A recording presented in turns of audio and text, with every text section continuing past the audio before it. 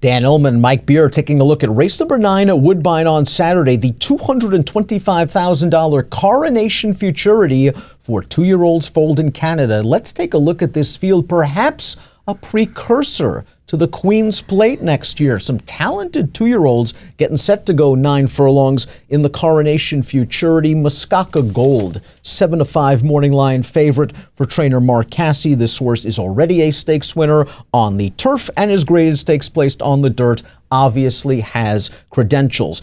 He won the Cup and Saucer being up close to the pace. He came from way out of it in the grade to just miss. Let's see where Timeform US has him on the pace projector for the Coronation Futurity, and they've got him pretty far back again. The good thing is, it doesn't seem to faze him. I think he's pretty adaptable. He's run pretty well in his 2 races on this surface when he just wasn't anywhere near the lead. I don't know what the difference is between turf and synthetic. With him on turf, he had no problem getting right up on the pace. At his 2 synth starts, you know, you want to be lenient for his debut. He was very green first time out, but last time, he just got outrun early in that race. I like what they're doing with the 1 Halo again. He's trying synthetic for the first time. It's a big ask, but Steve Asmussen, I think, likes this horse. Even though he only won his career debut with a 56 Beyer speed figure, he's willing to ship him all the way up to Woodbine, stretch him out a 1/4 mile, change surfaces. They're throwing a lot at this horse.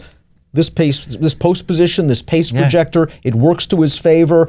I'm not in love with horses moving from dirt to synth, but I trust Asmussen. Yeah, when synthetic surfaces were more prevalent around here, that was one of the angles that I never wanted to get too deep in, the dirt horses switching to synthetic, because it just seemed like they never handled it. I'm not going to make any assumptions about this horse yet. He's only run once. I did like his debut. It didn't come back fast. It was sort of a bunched up finish behind him. But he won pretty easily. He just looked like the kind of horse that there was going to be more to come with him. He has a really nice pedigree. He is, for whatever it's worth, he's a half to inflexibility. I know she's one of your favorite Chad Brown horses. She is what she is. She's made a lot of money. She's won stakes races on the turf, and she was 3rd in the Queen's Plate as a 3-year-old. So she handled this surface, and if this horse handles it, I can see him being a factor in this race. Now, he looks like a nice prospect, a $600,000 yearling. Let's take that debut Beyer with a grain of salt. Yeah. The last place horse in that race came back to earn a 63 next time out. I think this number could be a little bit higher. The 2 is Tomcat Black, and this is a horse that's bred to go long. He's by Bernardini. He's got that wonderful Samson family behind him, and this horse is a little bit of a disappointing loss at Laurel last time out. In the slop, he was 8-5 in here, but the horse that beat him is a Shug McGahee trained horse that's got a little bit of potential as well. Tomcat Black also might not have cared for this sloppy track. We're going to see him come into the picture right now with a late run. I thought he ran okay.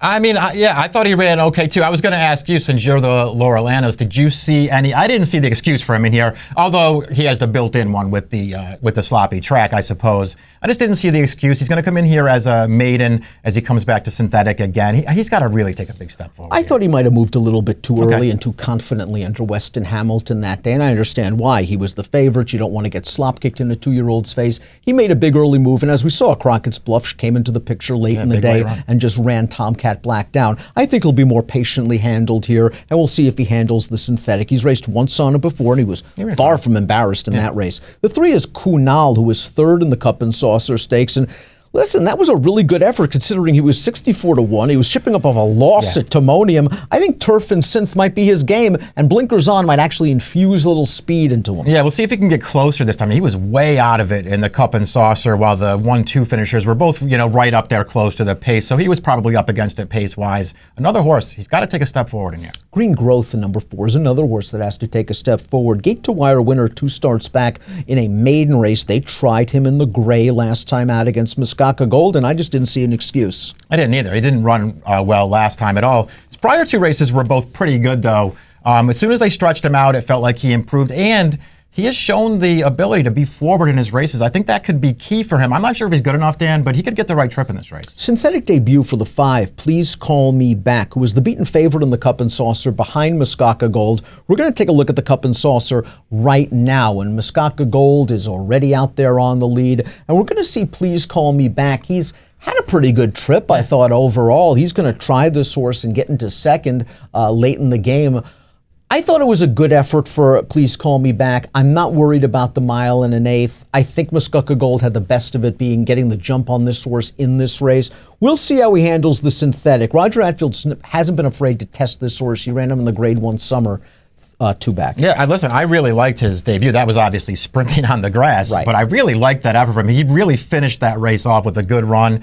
He's been okay since they stretched him out. I don't think he's been great. I didn't see the excuse for him last time. He sat right up close. He was never catching Muskoka Gold on the lead in there. Didn't even make it close at the end. But maybe he'll take a step forward with the surface switch. And I think the Timeform US Pace Projector might have something in here, in that if he's chasing Halo again, who's stretching out and facing tougher company, I think that trip would work out really well. And there's a chance that this time around, Muskoka Gold has to get him instead of the other way around. I think a sleeper in this race is the 6 Northern Thunder. I'd like to use this horse somewhere underneath. His race 3 starts back was his first start around 2 turns, his first start with Lasix. He did not get a fig. I thought he was very game.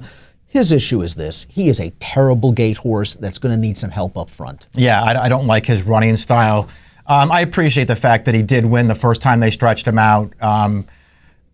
But I don't know. I felt like Muskoka Gold was kind of the horse that you wanted. These two horses have raced against each other before. Muskoka Gold felt like the horse that you wanted going forward after they squared off early. And that's sort of proven to be the case since then. We'll see if this horse can just sort of find his way. I think he's got to improve a lot. And the favorite in the race is the 7 Muskoka Gold. We saw him win the Cup and Saucer on turf last time out in the gray. He came with a nice, good late run to finish second.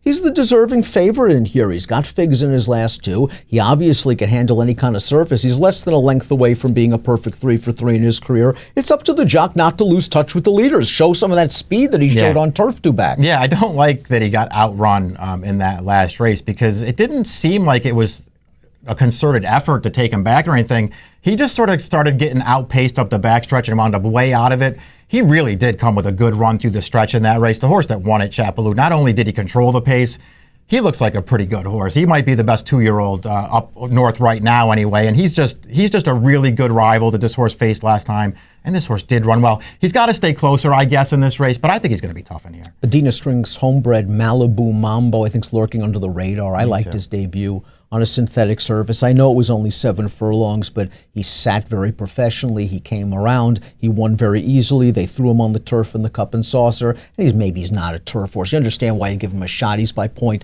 of entry. But getting back to a synthetic surface, I think the Cup and Saucer, at least from a fitness standpoint, is just going to move him forward as he goes 1 1/8 for the first time. Yeah, I liked his debut too. I think you nailed it. He was very professional in there. It's not like he dominated that field or anything, but he got a good trip, and he just looked real professional getting it done.